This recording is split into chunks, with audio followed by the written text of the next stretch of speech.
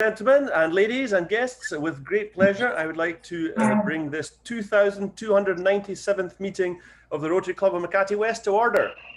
Yes. Now I'd like to call President Peter Manzano of RC Makati to call this meeting to order. Yes. Good afternoon, gentlemen. On behalf of the Rotary Club of Makati, I call this joint meeting to order. Okay, now we're done with the joint clubs. I would like to call on the co-host clubs, President Ricky Trinidad of Makati Premier District to call his meeting to order. Yes. Thank you very much. In behalf of the Rotary Club of Makati Premier District, I call this joint meeting to order. Thank you. Okay, I'd like to call President Ed Garma of Makati Central to call this meeting to order. Good afternoon, everyone.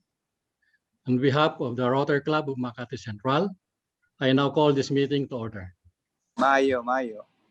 I'd like to call President Angeli Gurnamal, President of Makati Ayala Triangle, to call this meeting to order, her meeting to order. Good afternoon, everyone. On behalf of Rotary Club of Makati Ayala Triangle, I call this joint meeting to order. I'd like to call President Joey Mabilangan of RC Forbes Park to call his club's meeting to order. Yeah, hi everyone. On behalf of the Rotary Club of Forbes Park, I call this joint meeting to order. Thank you very much, gentlemen. On our introducer, Mr. Nonoy Baseta, to formally introduce our guest speaker. Nono? Yeah, okay. Thank you, Franco. You just made your speech longer than his. You're in big trouble. We are really proud to have with us today Enrique Razon Jr., commonly known as Ricky. This guy really doesn't like to speak in public, and we really have a big privilege that we could take him away from his really very busy schedule.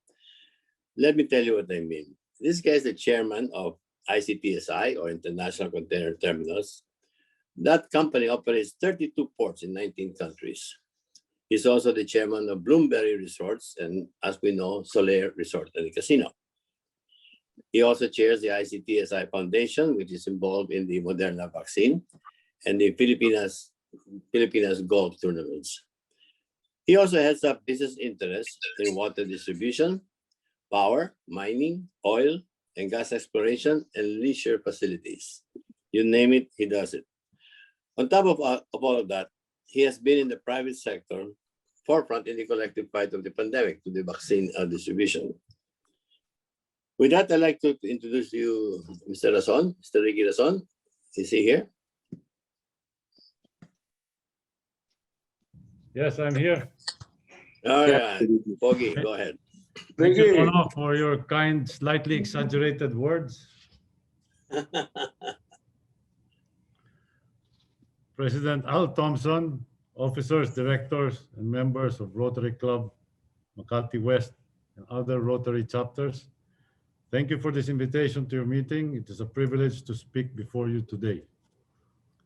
I'm sure we are all experiencing COVID fatigue by now, yet we are still in the midst of it, and the battle is not yet won. In fact, far from it. And the virus is not tired of infecting you and shows no signs of fatigue. Allow me to speak about my own experience in this pandemic as a representative of the private sector and as a businessman like most of you. In the financial crisis of 2008 and the Asian crisis, there were pockets or areas that were not affected. This is not the case with this pandemic. Being a health crisis, it affects everyone around the globe. In January 2020, we saw very disturbing signs from a precipitous drop in imports from China. And in early February, the China trade had completely fallen off a cliff. We realized that something terrible was afoot. And with news spreading of the virus in Wuhan, we needed to act. At that point, we decided to go all out and prepare, acquiring PPEs,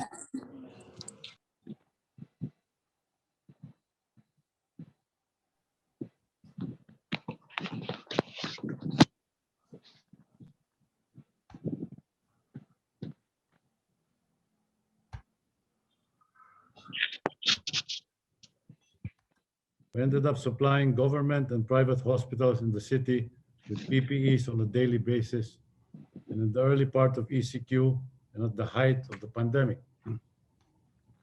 We also constructed several quarantine centers for COVID patients as a backup to the government hospitals that were full to capacity, such as Rizal Memorial Coliseum, and more recently, the 500-bed mega quarantine facility in Parañaque. At the Manila International Container Terminal, the early days of the lockdown were very difficult as warehouses, factories, and cold storage facilities were all shut down. Although there were no exports, imports had continued arriving, especially food items. We were within days of having to shut down due to congestion. And there was the real possibility of the metro area running out of food and other necessities. We worked day and night with the government through the IATF and DOTR to come up with a workable solution to exempt cargo at various checkpoints and to force importers to open warehouses and cold stores and for the delivery of these various goods. Anak ni Eddie Romero.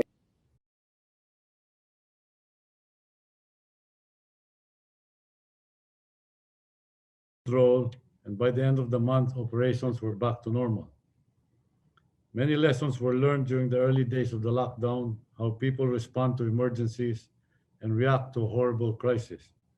I must say our people and the people we dealt with stepped up and performed admirably.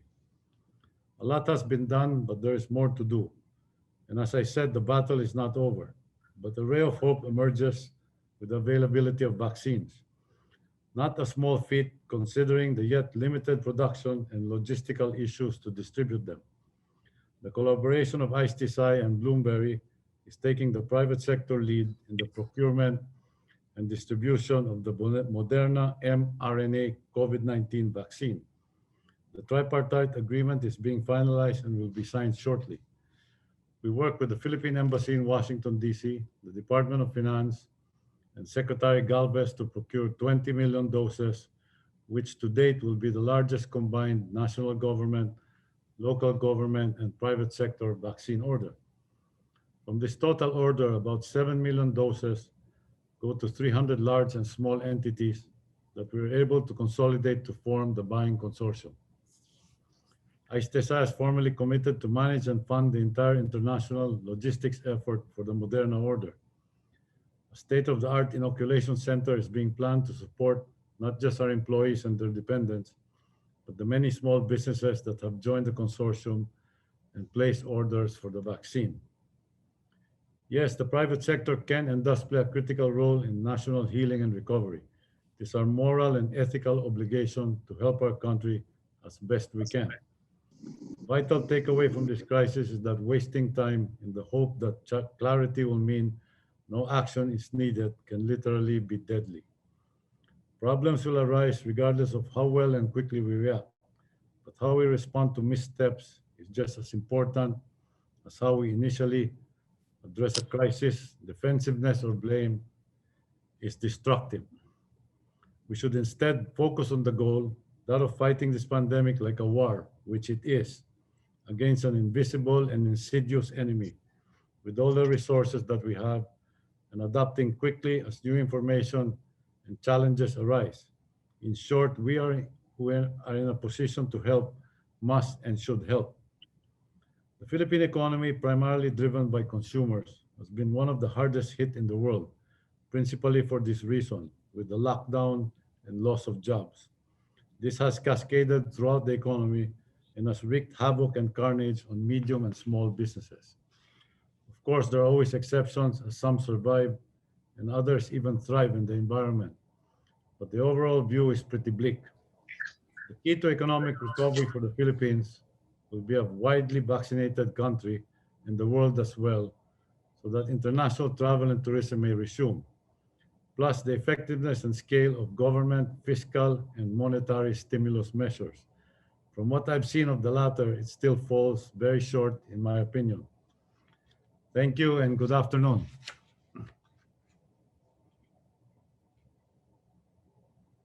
So we're opening the floor. Vicky, you're okay to take some questions?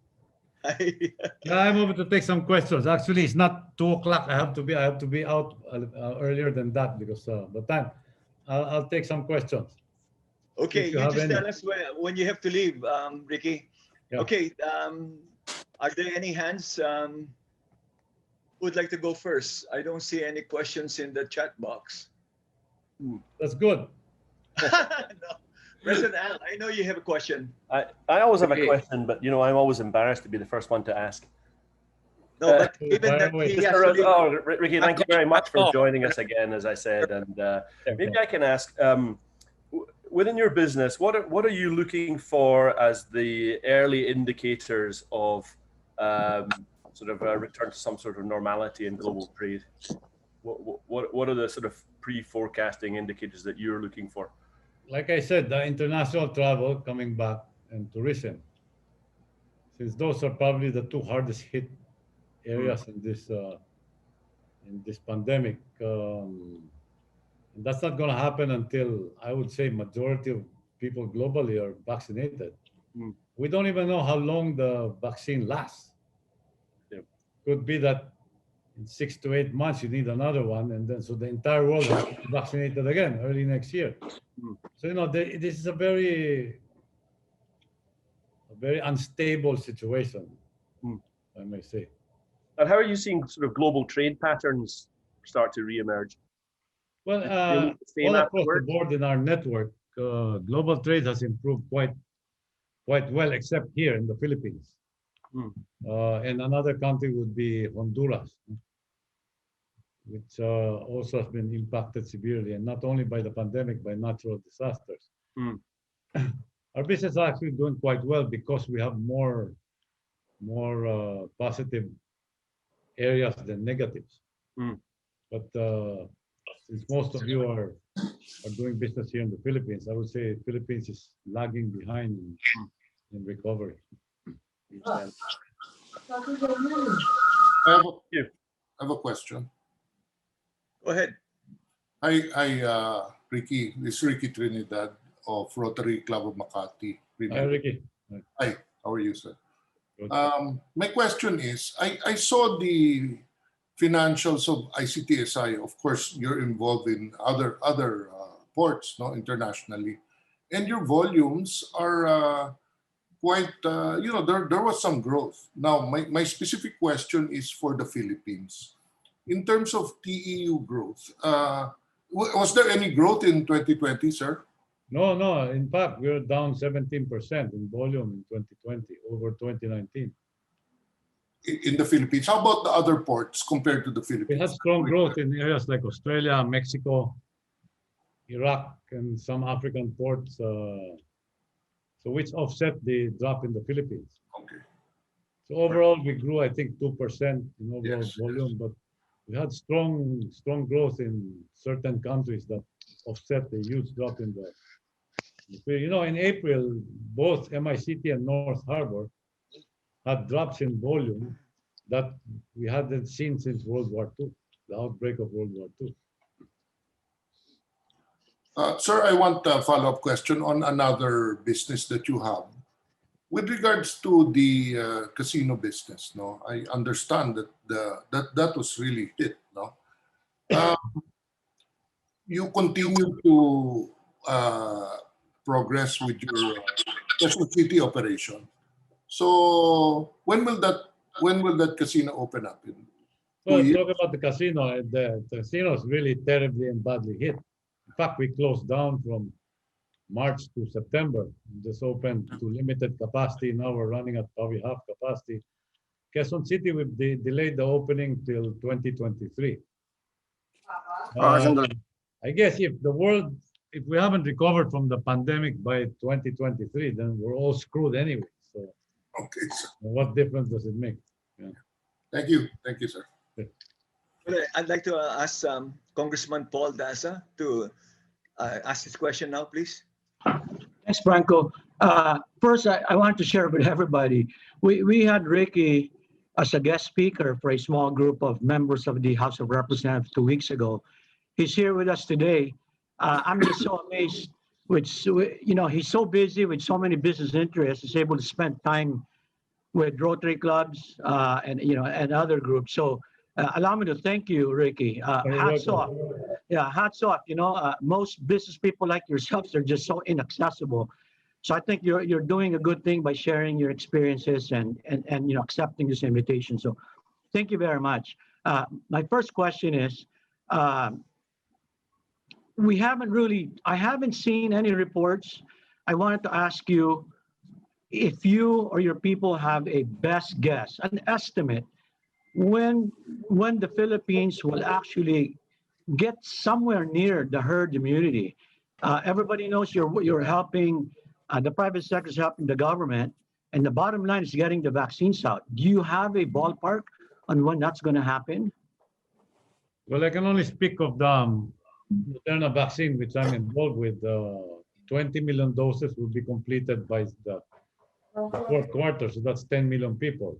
And then you have the AstraZeneca, I think that's maybe 15 million, which again, that's for 7.5 million people. The government has to ramp up the other vaccines. I'm a believer that any vaccine is okay to take. You have newer one, single shot Johnson & Johnson, which is a game changer because you don't have to wait for a second shot, and you can take it yearly. So I'd say when 60 to 70 million people have been vaccinated, or the 2/3 of the adult population at least, and then you definitely have herd immunity. I'm not an epidemiologist, but that's what I keep seeing. Have you heard of an estimate when that will happen, that 60%, 70%, to get that herd immunity? Because that's really the critical part, right? Because that's when, tourism will come back, everything will come back. Is that something you're working with the government to really push? The order for vaccines now are probably for 25% of the adult population, 20%. So we need to probably triple that number. And that's, I think when the vaccine companies go through all these government orders and are able to sell to private companies or private drug companies towards the end of the year, then everybody can go out and buy their own vaccine. I think that's the only time we're going to achieve the herd immunity. All right, I'm going to go. Thank you, Congressman Paul. I'm going through in order of the questions indicated in the chat box. So may I call Sonny, please, to ask your question to Ricky? Are you there, Sonny? Hello, Good afternoon. This is Sonny of Makati Premier District. I just want to know if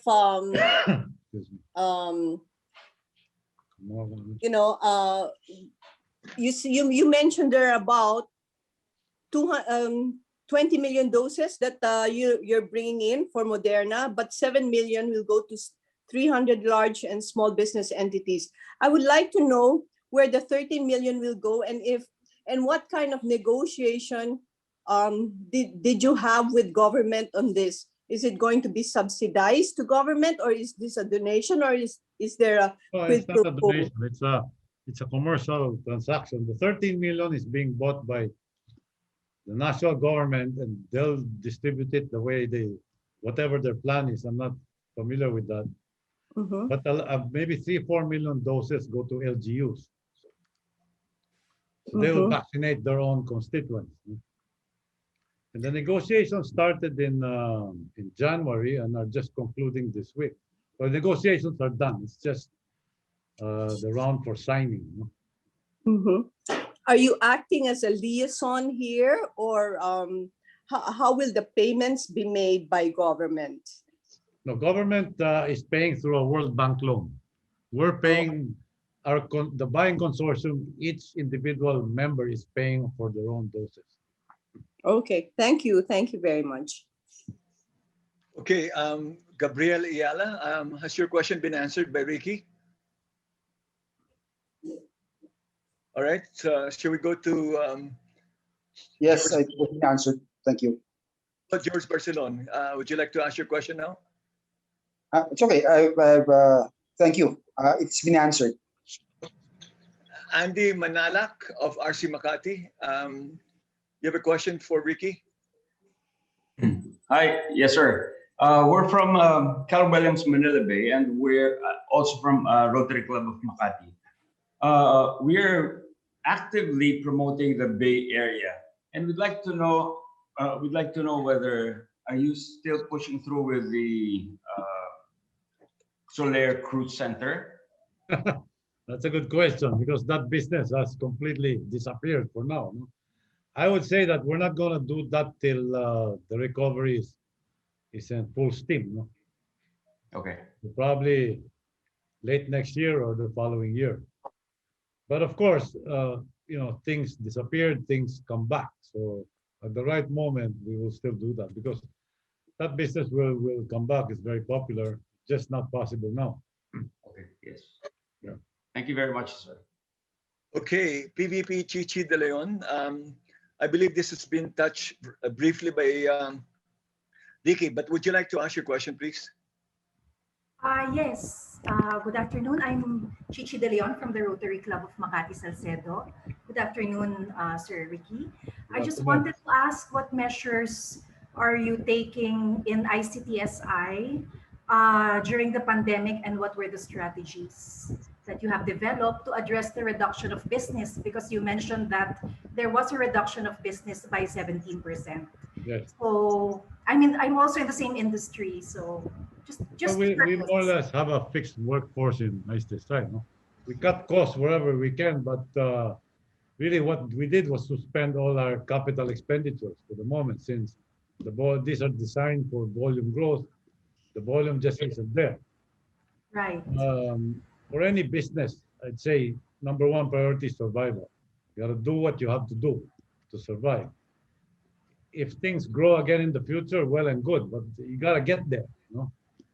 Do whatever you can to survive this. And if things get better, as they will, things get bad, things get good. It's all cyclical in this world. So just make sure you're there when things come back. Okay. Leah Quesada, you have a question for Ricky? Yeah. It's great news that 20 million vaccines are coming. The Philippines has over 100 million people. Do you have any insights on when the rest of the vaccines are coming beyond this first 20 million? I do not. I know there's a COVAX program with the UN that the government will receive vaccines later on. But I suspect that with all the ramp up in production of vaccines, at some point there's going to be a surplus. And private individuals and companies will be allowed to buy directly. So I think that's the time when we will see the end of this, no? When everybody can access a vaccine. Because next year, all this production may not have a strong demand anymore from governments. I think government supporting vaccines is probably just this first round. So, all right. I would say in 2022, you'll probably have far more available vaccines than this year. All right. Tin Reyes, you have a question for Ricky? None, sir. None, sir. Yes, none, sir. Okay. How about Pipi Fern? Please go ahead and ask your question to Ricky. Hi, Rick. Nono said that we can. Hi, Rick. You got a pretty much a handle. I hate to look into your crystal ball, no. When the vaccines do come at the third quarter, the elections in the Philippines, we have to submit candidates by October by name. We're going to be entering candidate season. This probably will affect the economy too. How do you feel the peso today is very strong? How do you feel the peso is going with all situations coming into play? What does Rick's crystal ball think? The peso is strong because there's very little demand for dollars here, and the US dollar is very weak. That's the only reason the peso is strong. Now you can see inflation is the number to watch everywhere is inflation always. So you see inflation here it's high now, but you see inflation start ticking up in the US, interest rates react, and that's when the dollar will strengthen. So I think with all the monetary easing, in other words, printing of money, the U.S. has a stimulus program, almost 25% of GDP. Eventually, that's going to work through inflation. Interest rates go up, peso goes down the toilet. Okay, Pipi Fern, follow up or that you're good? All right, so let me call Pipi Eddie up, please. Go ahead and ask your question. Are you there? Okay, we'll go to Pipi Ed Baloy. Pipi Ed, are you there? Okay, can you hear me now? Yes, go ahead, Pipi Ed. Should the government reimburse private companies for the cost of vaccines? No, the one we're working on, we shoulder the cost. Yes, we know that, but then we know that in all other countries, the government provides the vaccine for free. Government is doing that now to the extent that they're buying vaccines. I think every vaccine that the national government buys and LGUs will be free. But private sector, in my reading, is not willing to wait for that. I mean, if we're willing to pay, let's pay and get the vaccine now. No, it's not that much. The vaccine costs less than a PCR test. Yes. Should the cost of vaccines at least be allowed as a deduction against tax deduction? If it's an expense, it should be. Thank you. But Ricky mentioned something about we having to take the vaccine regularly, annually. But go ahead and ask your question, please. Just to be sure, Mr. Razon, are we supposed to be getting the vaccine yearly, just like we do with flu vaccine? You're asking somebody who has no idea. I know. What he's talking about as far as that's concerned, okay? I suspect, because I take the flu shot every year. I mean, flu is a coronavirus. So, and you know, you have variants now. There's over 300-400 variants. So I think we'll be taking the vaccine. I have a suspicion that we're going to take the vaccine every year for years to come, till this, like Spanish flu turned into a cold. Until this turns into something harmless, I'll give you a running nose and a little fever maybe, but until that time, we'll probably be having to get vaccinated. And you know, manufacturing is ramping up. So it's only this crunch time. I would say the next 8 months. After that, I think supply will be able to meet demand. Thank you. Thank you so much. Okay. Supposedly, there's a question from George Barcelona. George, do you have a question? All right. I guess George's not. So let me go to. No, I'm here. Oh, okay, George. Go ahead, please. Yeah. George. Yeah, hi, Ricky. No, because those who went on board with the Moderna, they were given 3 schedules. One should be coming towards the end of the second quarter, and then the rest would be third quarter. Is that still on schedule? Yes, that's on schedule. We just can't nail down the actual date. So it's second quarter, which is a big bulk, third, and there's some in the fourth quarter. So second and third quarter is the bulk of it. Okay. Okay. May I ask my president, Al, to ask your question? Oh, you have a follow-up question? Can we unmute him, please? George is on mute. All right, we don't have it. George, are you unmuted? No, I'm unmuted, yes. Okay, go ahead. Do you have a follow-up question? So I was saying that aside from the vaccine, would be coming on the third quarter. And I think the mass inoculation will probably be fourth quarter, no? There's some discussion on the prophylaxis or palliatives that can prevent, infection in a way. And we're trying to get the government to pay attention to this while we're waiting for the vaccine. Are you aware of, this medicine that's being talked about, ivermectin? Yes, I'm That's aware all of I'd like one to know. from Israel, one from the US. one that's existing and available everywhere, which they're studying closely now. It's actually an antidepressant. But I think that one you have to be sick to take it, no? And then it cures you. Okay. And then there's also this nose spray from Canada. Government should be paying attention to all of this. You know? Yeah. Like the vaccine, we're so behind the curve. You know, our first Zoom with Moderna was in July. Yes. We've been talking to Moderna since July, and we're only concluding now. So, right. Government The other aspect is really the testing. I've mentioned this to Secretary Mon Lopez about, there should be more testing available, like the saliva test, which is very highly efficient, no? Because the more testing we have, then we can open up, the economy, even the malls and everything like that, no? It's just a thought. I don't know whether you have. But I don't think testing really allows you to open the economy. The problem with opening the economy is you're going to end back. Look what's happening now. You're going to end back in lockdown. And that's even more damaging than the earlier lockdown. So I would say opening the economy is only vaccine, or by some miracle the virus disappears. But testing doesn't help you there. Testing is only good for tracing and social distancing and not for opening. Yeah. Okay. Thank you. Now, like we opened, we're losing up. I'd say if cases double, we're back in lockdown again. You know, once the hospitals are full. Yeah. Then you close again. Many will not open again after a second closure. Yeah.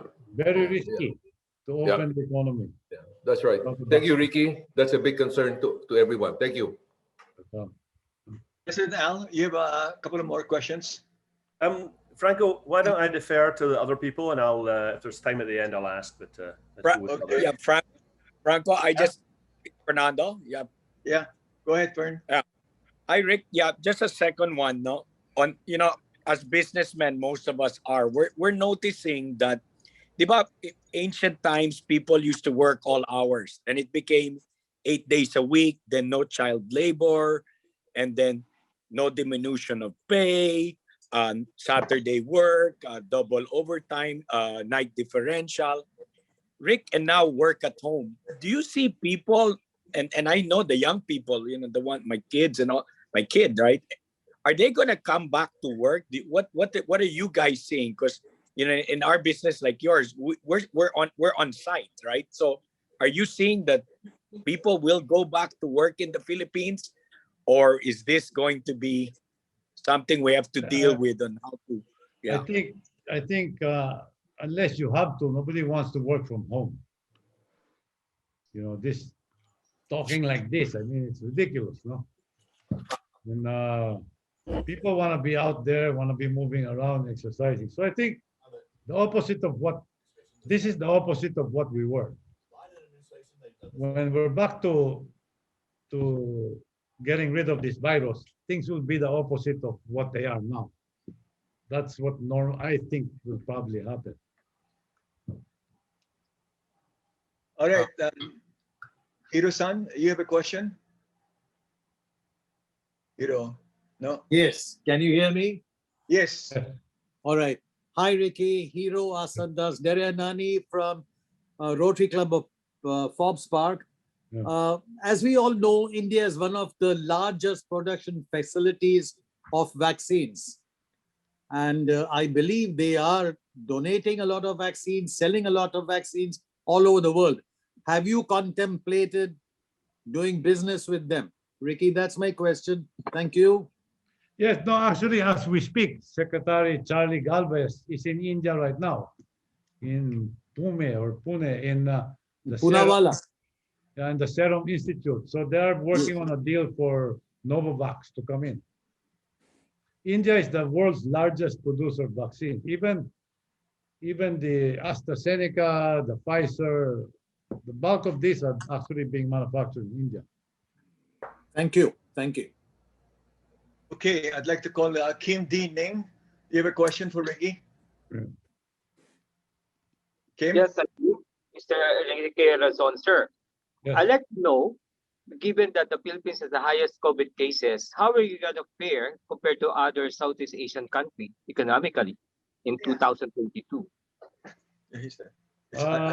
Not well, not good. Okay, so Because the Philippines in Southeast Asia we are like the United States. We're a consumer-driven economy. Unlike Southeast Asian, some are service-oriented and manufacturing, consumers were the ones who got locked down and lost their jobs.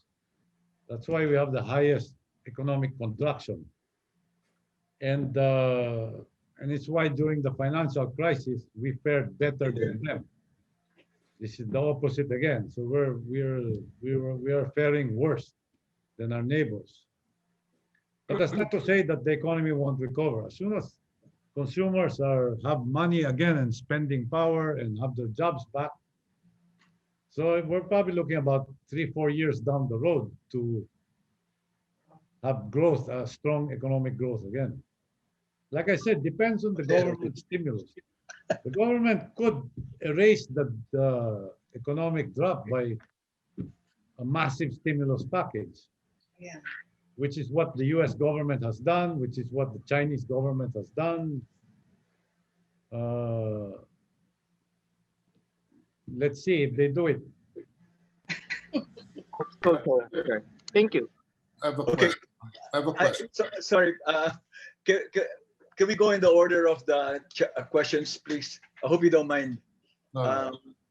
Yeah, go ahead, Charter President Carol Mercado.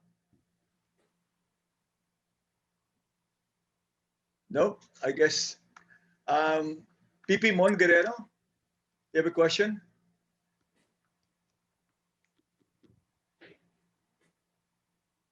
Okay, Teste Guzman, do you have a question? Okay, so please go ahead with your question. I guess the others are not responding.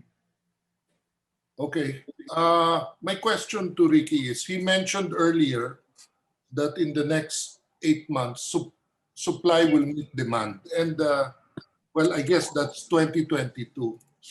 But in the same light, you also mentioned that we're really lagging behind with our neighbors because we're consumer driven.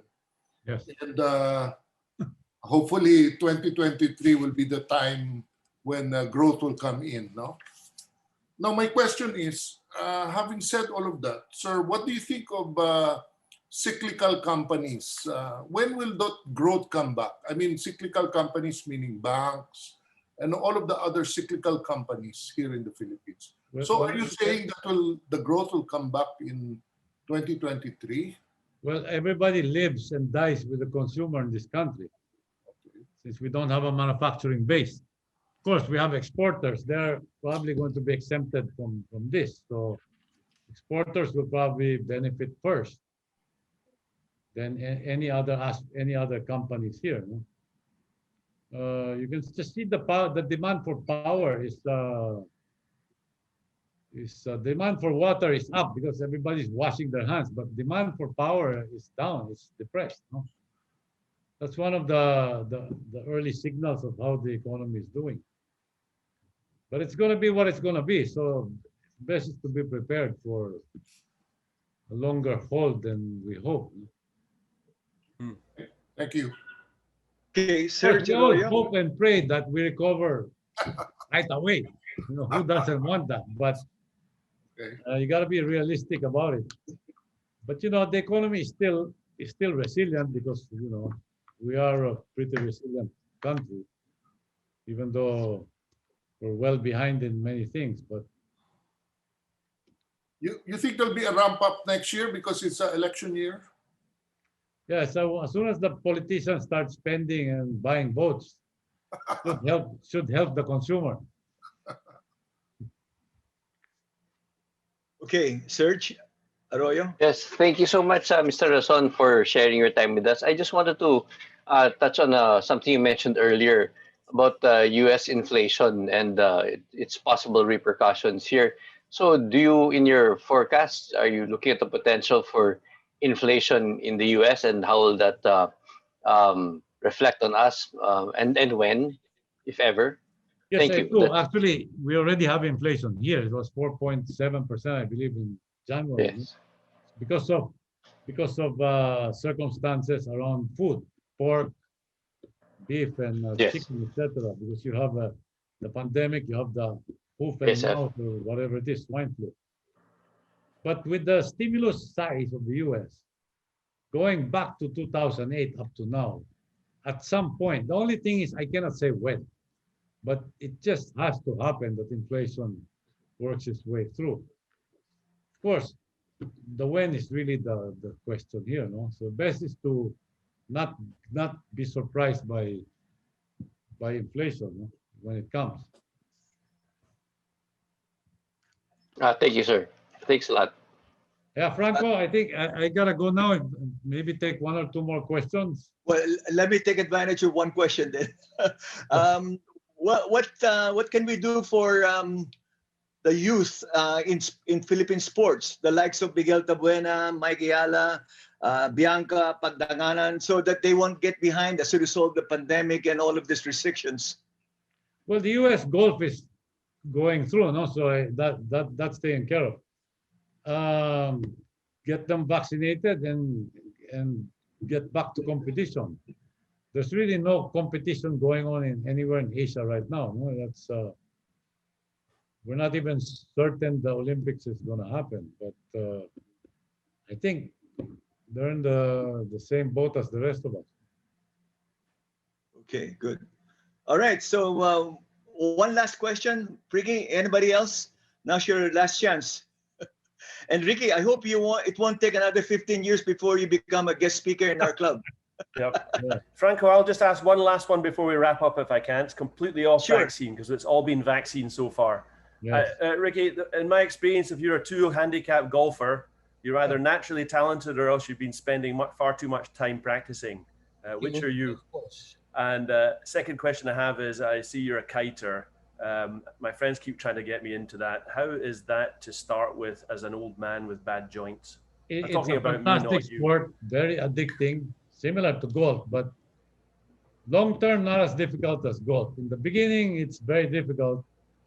I'm speaking from experience. When I was first doing it, I ended up having shoulder surgery because of an injury relating to kiteboarding. But I love it.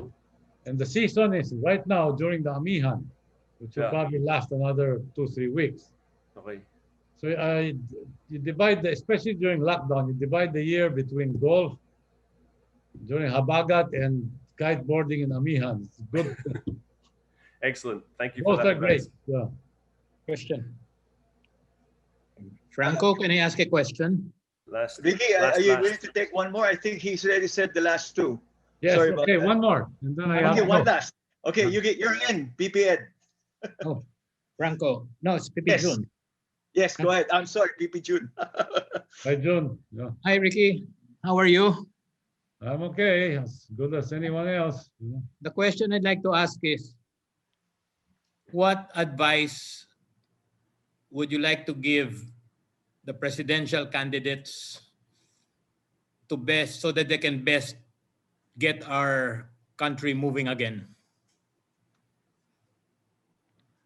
It's gonna be too late if we have to wait for the presidential candidates. No? Well, they're starting already. To get moving now with this president. Yes. Well, what advice can you give? Even the president that do a good job, which is sometimes difficult for them to do. But maybe he will listen to you. We don't know who the candidates are, so we'll have to wait.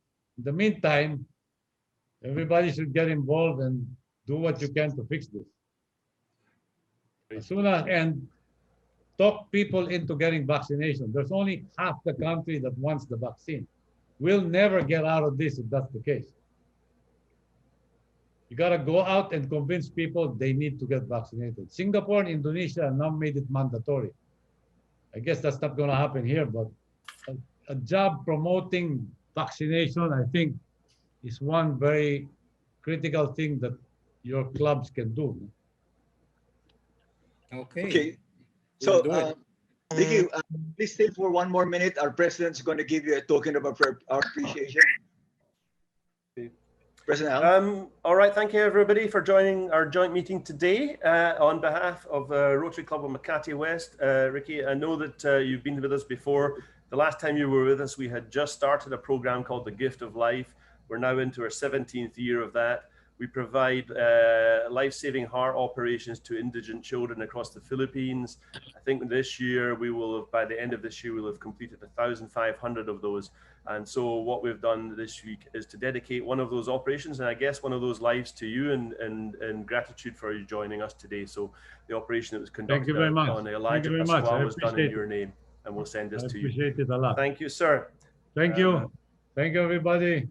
Thank you, Ricky. Thank you. I hope I hope I was of some help to some of you.